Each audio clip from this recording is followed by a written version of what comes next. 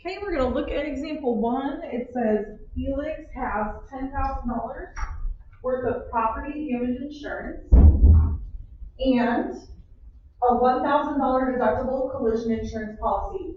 He had a tire blowout while driving and crashed into a fire hydrant, causing $1,400 in damage.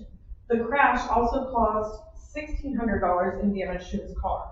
So we need to break this down a little bit. So first thing I'm gonna do is to highlight that we wanna make sure we know he's got $10,000 in property damage and he has $1,000 deductible on collision, okay?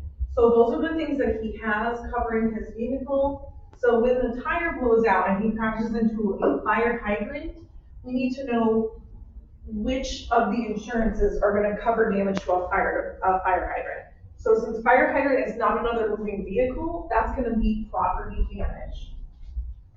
So this $1,400 gets covered by the $10,000, okay?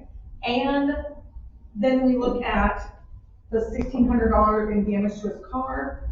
That is going to be covered under collision because that is the actual vehicle, okay?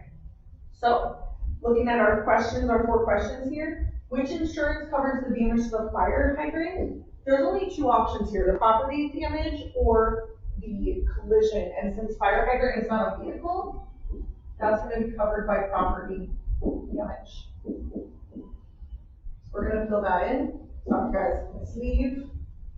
Let's make it squiggles elsewhere. Let's fix that. Okay, perfect. How much will the insurance company pay for the fire hydrant?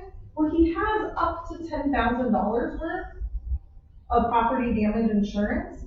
However, and not however, but also the amount that he damaged the cause of the fire hydrant and damage was $1,400, probably what it cost to replace it. And since the $1,400 is less than the $10,000, the insurance company is going to pay all $1,400 for that fire hydrant. He will have to pay nothing because he has enough property damage insurance. Then we're going to look at the next piece. Which insurance covers the damage to the car? We have property damage and we have collision. If you're looking at a vehicle, it's going to be covered by collision. How much will the insurance company pay for the damage to the car? Well, let's take a look. It says he has a $1,000 deductible. That means Felix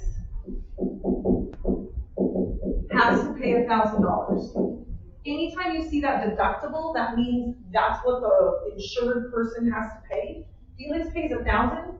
The total damage was $1,600. So we would take $1,600 and subtract $1,000 to get $600. So what will the insurance company? The insurance company, I'm just going to abbreviate that there. They're going to pay the remaining $600. Unfortunately, Felix has to pay that first $1,000. That's what it means to have a deductible.